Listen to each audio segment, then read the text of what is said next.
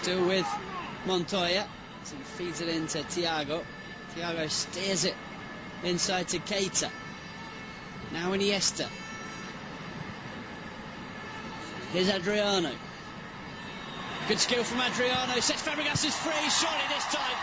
Well, he just couldn't miss the former Arsenal man. And Cesc Fabregas is off the mark as a Barcelona player. It's Barcelona 1, Napoli 0.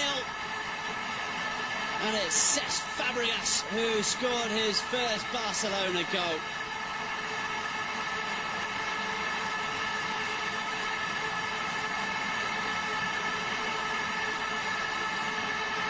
Well, the fans will be absolutely delighted to see Cesc find the back of the net for the first time here at the Camp Nou.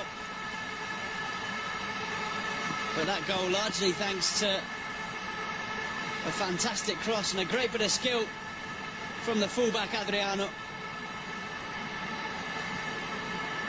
This time Cesc Fabregas simply had to steer it into the back of the net.